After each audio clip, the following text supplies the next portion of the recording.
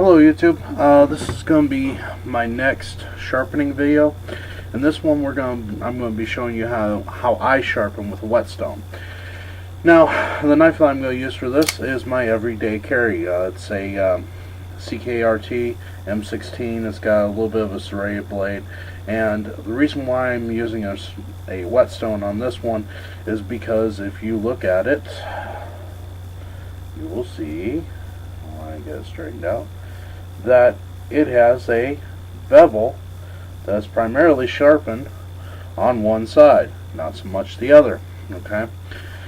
For that reason, when I get into my quickest way of sharpening, that won't work for this. I have to use either a diamond rod or I have to use a whetstone because I have to follow this bevel. If I use something else other than those two things aforementioned, I'm going to mess up my bezel. If I mess up my bevel, then I've got to regrind the knife, and then it just gets difficult from there. So, here's how I'm going to show you how to use a whetstone. Now this one is a fine grit, and the reason why it's called a whetstone, well, because you have to have something wet to create a slurry on the side of the stone, in between the stone and the metal of the knife. If you don't put anything wet like water or spit, if you don't have some type of a liquid there, you're going to mess up your knife. More than anything, you're going to mess up your stone. And once you mess up these stones, it's really hard to get them back, if you can at all. So use water. It's called a whetstone for a reason. So use it that way. And all I'm going to do is I'm going to find my bevel, okay, and I'm just gonna very gently go along my bevel here in little circles. Now the reason why I'm using the side is because I feel like it gives me more control that way. I'm putting my index finger along the side of it, along the back side, and I'm just massaging that angle, and I'm going in little circles. Okay, and I'll get back with you when this side's done. Okay guys, now that I've got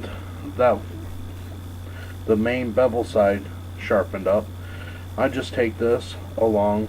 You'll see a small secondary bevel on this other side if you look closely. And I'm just going to match this along with that, and I'm just not going to sharpen it as much as I normally would. So, and we're just going to follow right along, knocking that burr off that we've created on that other side. And I don't have to sharpen it very much on this side because the other side, because the way these single edge these single side bevels are, you sharpen strongly on this side and not so strongly on this side, and then you just have a nice edge there. Okay, something else that you gotta understand when you're using a stone to sharpen a knife is the way a knife's edge works is microscopically. There's all kinds of little bumps and serrations. It looks somewhat like a saw.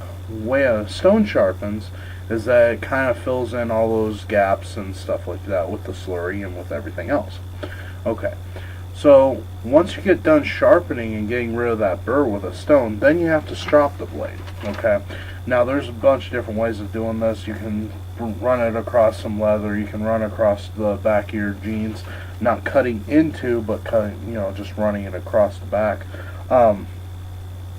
What I like to do, which is actually faster for me, is I use paper to strop my blade, and the way that I sharpen with those little circles and the way that I use my stone, like I just showed you, allows me to strop it just simply by cutting.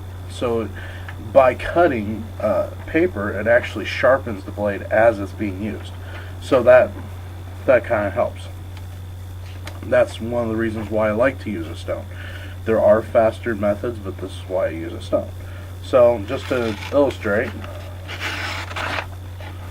I appreciate your comments, I appreciate your views, I appreciate your time. Defend your homes wisely.